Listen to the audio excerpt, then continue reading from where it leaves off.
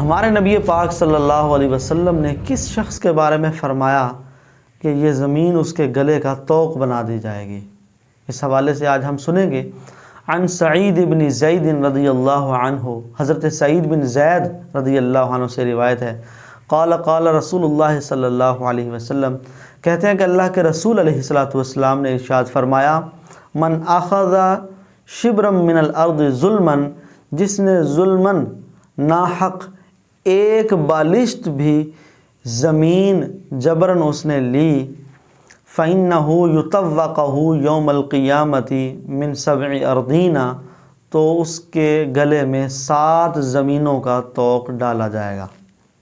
اب یہ حدیث مبارکہ واضح طور پر یہ بتا رہی ہے کہ جو کسی کے مال کو ظلماً لے گا، کسی کی زمین پر ظلماً قبضہ کر لے گا، تو بروز قیامت اس کے گلے میں 7 زمینوں کا طوق ڈالا جائے گا۔ اس سے معلوم ہوا کہ زمینیں 7 ہیں اور ساری ایک دوسرے سے ملی ہوئی ہیں، پے در پہ جو ہے وہ ایک دوسرے کے ساتھ چمٹی ہوئی ہیں۔ بروز قیامت اللہ تبارک و تعالی ایسے ظالم شخص کی ہنسلی کو، گردن کی ہنسلی کو بہت بڑا فرما دے گا، اور پھر 7 زمینوں کا طوق یعنی ہار بنا کر اس کے گلے میں ڈالا جائے گا۔ اتنا زیادہ وزن اس کے گلے میں ڈال کر اس کو یہ اذیت ناک عذاب دیا جائے گا۔ اب یہ حدیث پاک ان حدیث کے خلاف نہیں ہے کہ جن حدیث میں ظلماً زمین پر قبضہ کرنے کے لیے فرمایا گیا کہ اسے زمین میں دھنسا دیا جائے گا۔ تو زمین میں دھنسا دیا جانا یہ ان حدیث کے خلاف نہیں ہے، کیونکہ پہلے اس کے گلے میں طوق ڈالا جائے گا اور پھر بالآخر اسے اسی زمین میں دھنسا دیا جائے گا۔ الامان الحفیظ۔ تو کسی کے مال پر غصب کرنا، قبضہ کرنا یہ کتنا بڑا گناہ ہے، اور ساتھ یہ واضح ہوا کہ زمین پر قبضہ کرنا دیگر چیزوں پر قبضہ کرنے، ان پر غصب کرنے سے زیادہ بڑا گناہ ہے۔ تو زمین پر قبضہ کسی کے نہیں کرنا چاہیے۔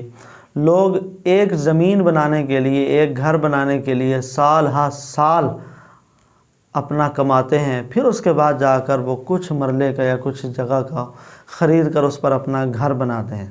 بہت سارے زیادہ بھی پراپرٹی بھی لیتے ہیں۔ اس سے پراپرٹی کی اہمیت کا اندازہ ہو جاتا ہے کہ پراپرٹی کی کتنی اہمیت ہے۔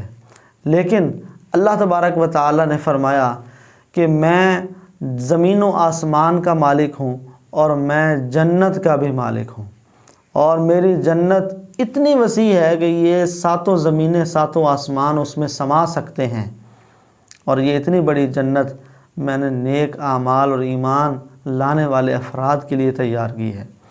تو اگر آپ چاہتے ہیں کہ ہم زمین کے مالک بنیں تو آخرت کی زمین کے بھی مالک بنیں، دنیا کی زمین کے ساتھ ساتھ آخرت کی زمین کے بھی مالک بنیں، اور اس کے مالک بننے کے لیے ایمان تو اللہ پاک نے ہمیں دیا ہے، پھر اس کے ساتھ ساتھ نیک اعمال بھی کریں اور اللہ کی رضا کے لیے کریں۔ اللہ تبارک و تعالی ہمیں عمل صالح کی توفیق نصیب فرمائے۔ آمین بجاہ النبی الامین صلی اللہ علیہ وسلم۔